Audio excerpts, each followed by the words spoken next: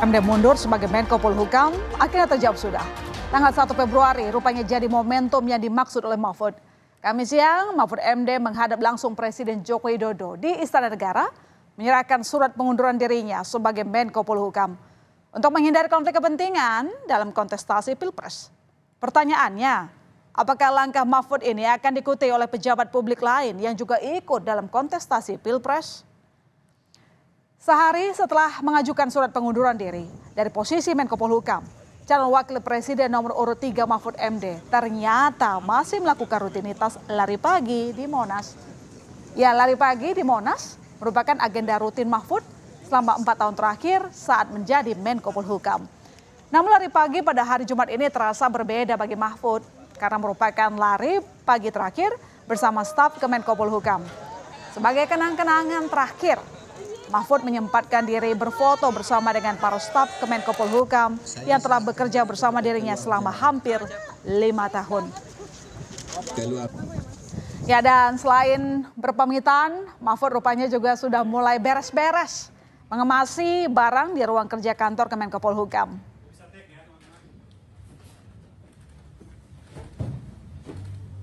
Ya, dibantu oleh beberapa stafnya, Mahfud mengemasi sejumlah dokumen, buku, dan barang-barang miliknya ke dalam kardus besar. Sesekali Mahfud berhenti sejenak sambil melihat sekeliling ruang kerjanya untuk mengenang selama hampir 5 tahun bekerja sebagai Menko Polhukam. Mahfud menyebut ada 3 poin dalam surat pengunduran dirinya yang ditujukan pada Presiden Joko Widodo. Di antaranya, ucapan terima kasih kepada Jokowi karena sudah mengangkatnya sebagai Menko Polhukam, serta alasan pengunduran dirinya yakni karena akan fokus ikut kontestasi Pilpres. Tak ada ketegangan pada pertemuan Jokowi dan Mahfud. Mahfud menyebut pertemuan bersama Presiden pada Kamis siang berlangsung cair, bahkan diselingi senda gurau. Jokowi bahkan menyampaikan pujian pada Mahfud karena merupakan Menko Polhukam terlama yang menjabat di periode pemerintahannya.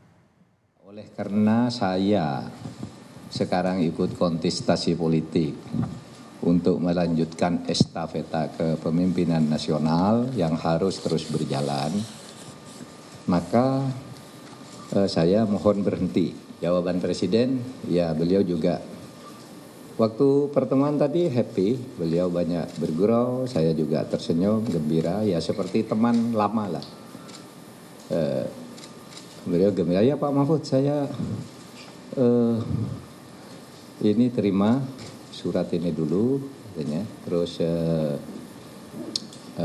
selama ini saya juga berterima kasih Pak Mahfud sudah membantu dan saya merasa terbantu.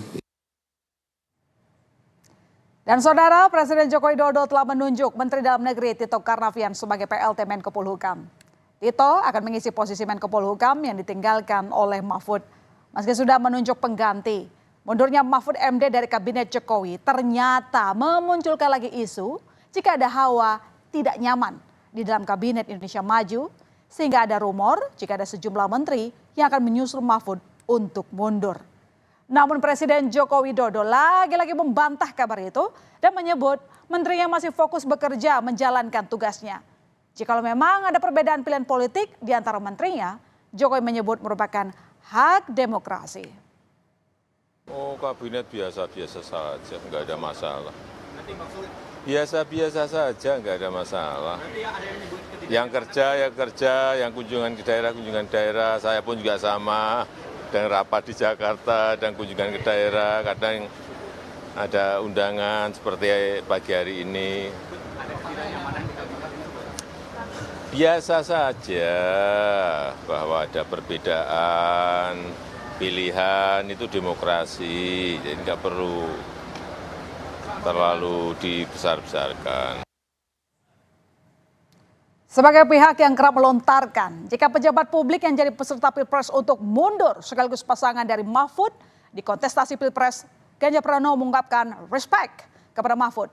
Menurut Ganjar, Mahfud telah memberikan contoh yang baik. Mundurnya Mahfud MD sebagai Menko Polhukam untuk menghindari konflik kepentingan dan kecurigaan selama berlangsungnya kontestasi Pilpres. Sudah kita rencanakan awal kan, kita bicara sama saya juga.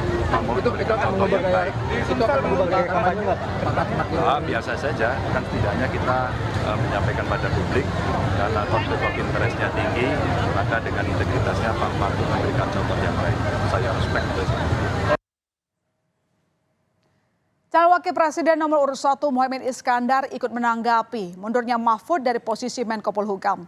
Menurut Caimin, semestinya langkah Mahfud ini juga pembelajaran bagi calon lain yang punya peran krusial dalam mengambil kebijakan. Caimin bahkan to the point dengan menyebut pihak yang dimaksud adalah Prabowo dan Gibran. Pak Mahfud sudah komentarnya soal salah Pak Jari sudah menyatakan mundur, tanggapannya gimana? Ya, kemunduran Pak Mahfud hendaknya jadi pembelajaran kepada para calon yang sedang menjabat.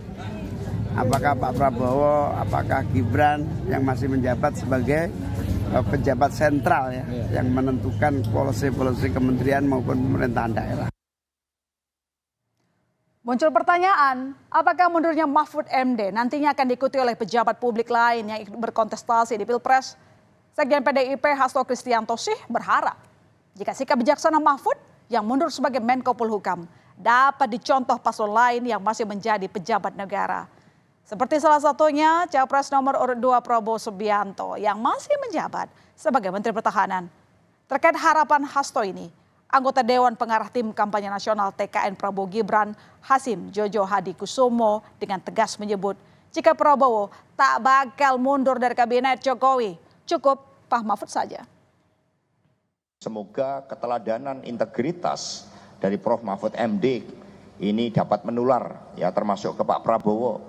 Sehingga ya meskipun di sana anggarannya besar sekali. Jadi rasanya kalau mundur dengan anggaran besar itu sayang. Pak Prabowo kapan mundur dari menteri? Nggak bakal mundur dari menteri. Nggak perlu mundur.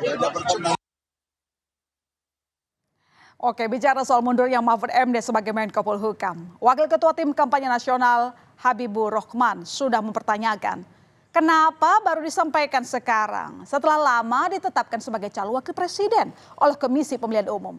Dalam wawancara bersama pemimpin redaksi Kompas TV, Rosyana Selahi, Mahfud MD menyebut keinginannya untuk mundur memang sudah dipikirkan sejak lama dan awalnya akan dilakukan setelah hari pemungutan suara.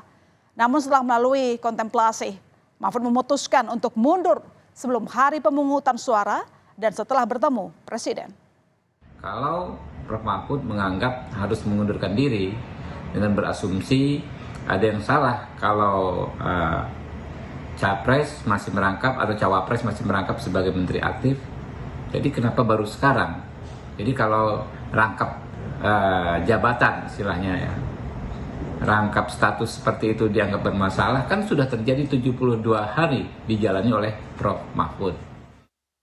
Akhirnya saya ambil keputusan, udah saya nanti mundur tanggal 14 sesudah pencoblosan. Iya, sesudah quick count gitu kan kita, apapun hasilnya lah saya mundur karena satu putaran saya sudah tidak dengan pemerintah. Masa saya mau ikut terus kan gitu, kan kurang enak secara psikologis. Kemudian memang ada tuh yang dikutip Pak Ganjar tadi mengatakan pokoknya menteri harus mundur,